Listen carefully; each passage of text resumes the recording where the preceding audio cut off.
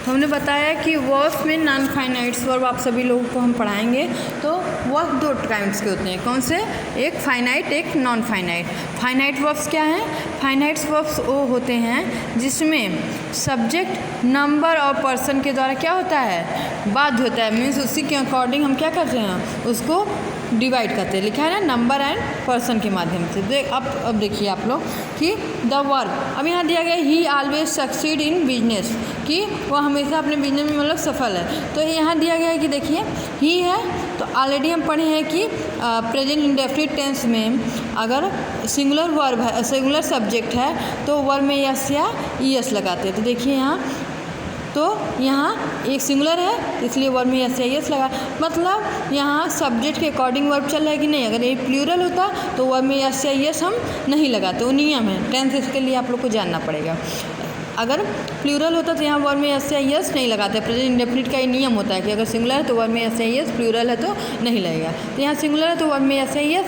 तो समझ में आया? डिफिनेशन में क्या दिया गया है कि सब्जेक्ट हमेशा नंबर, सब्जेक्ट का नंबर और जो पर्सन होता है उसी हिसाब से वर्ब उसी हिसाब से क्या करता है? बिहेव करता है। तो यहाँ सिंगुलर है तो वर्ब में यस यस लग गया, इसको हम क्या कहेंगे? फाइनाइट वर्ब करेंगे। वहीं नॉन फाइनाइट की अगर हम बात करें तो वहाँ नॉन फाइनाइट को हम वैसे हम कई प्रकार में बांटते हैं, लेकिन नॉन फाइनाइट कभी भी सब्जेक्ट और उसके अनुसार बाध्य नहीं रहता है, उससे नहीं मतलब। अब पास्ट इंडेफिनिट में आ जाए तो हमेशा वर्ब की सेकंड फॉर्म लगे, चाहे सिंगुलर आए चाहे प्लूरल आए, हमें उससे मतलब नहीं है। ठीक है। परफेक्ट में आ जाए, सिंगुलर आए प्लूरल आए, हमेशा हम हैड यूज करेंगे और वर्ब की थर्ड फॉर्म में यूज करेंगे, उसमें कोई मतलब नहीं है। ऐसा नहीं कि फर्स्ट पर्सन आएगा तो ये सेकंड, ऐसा नहीं है। जो एक नियम लागू है सबके लिए लागू है। तो वहाँ कौन सा है? नॉन फाइनाइट वर्ब है। क्यों? इस हिसाब से अब क्या दिया गया है? नॉन फाइनाइट वर्ब आपके 3 पार्ट्स में डिवाइड किए गए हैं, इन्फिनेटिव, पार्टिसिपल एंड जिरेंड। ये तो स्टार्टिंग से ही आप लोग पढ़ते आ रहे हैं कि इन्फिनेटिव किसी सेंटेंस में जब टू लगा रहता है तो इन्फिनेटिव टू ही को हम क्या कहते हैं? इन्फिनेटिव कहते हैं। अब आप लोग को ये भी कहना चाहिए टू तो मैम एक प्रीपोजिशन के रूप में भी क्या करता है, तो यहाँ टू पता चल जाता है। यहाँ टू के बाद हमेशा सबसे अच्छी बात यह है कि टू को हम इन्फिनेटिव कहते हैं, और इन्फिनेटिव के बाद हमेशा वर्ब की कौन सी फॉर्म आती है? फर्स्ट फॉर्म आती है। वर्ब में कोई भी चेंजिंग नहीं कर सकते, वर्ब में फर्स्ट फॉर्म या आईएनजी ज़्यादा हो सकता है, मतलब सेकेंड थर्ड फॉर्म कभी भी नहीं आता है। ओके, देखिए टू के बाद यहाँ भी है, टू के बाद यहाँ भी फर्स्ट फॉर्म है। तो ये होता है आपका infinitive. Infinitive can use without to also. यहाँ भी infinitive bid, make, let, see, hear, need, dare, इतने वर्ड्स हैं।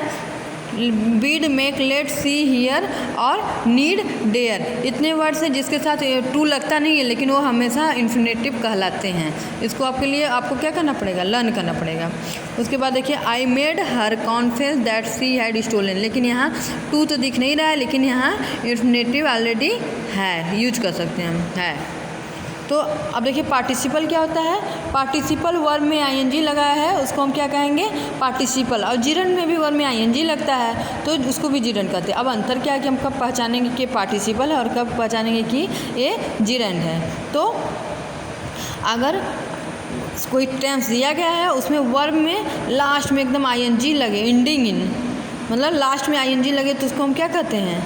वर्ब के तौर पे लगे। वर्किंग, सिंगिंग, क्राइंग लगा है ना, तो यहाँ पार्टिसिपल होगा। लेकिन they are verb noun ending in ING, singing in art. अब देखो अंतर क्या है? यहाँ वर्किंग, सिंगिंग, यहाँ वर्ब में आईएनजी लग रहा है, लेकिन यहाँ वर्ब में ही लग रहा है, लेकिन एज ए सब्जेक्ट के फॉर्म में आ रहा है। तो यहाँ ये क्या कहलाएगा? जिरेंड। एस आई एन जी है, ING as a subject form में लगा है तो एक कहलाएगा। Both participle and gerund end in ING, दोनों ही पार्टिसिपल और जिरेंड दोनों से आईएनजी से ही खत्म होते हैं, but their function are different, लेकिन वे अलग अलग तरीके से काम करते हैं। The participle are like adjectives and gerund like nouns. Gerund कैसे होता है? नाउन की तरह, हम कहें ना एज ए सब्जेक्ट की तरह सबसे पहले आएगा, नाउन के फॉर्म में होता है, लेकिन ये आपका किस फॉर्म में होता है? एडजेक्टिव के फॉर्म में होता है।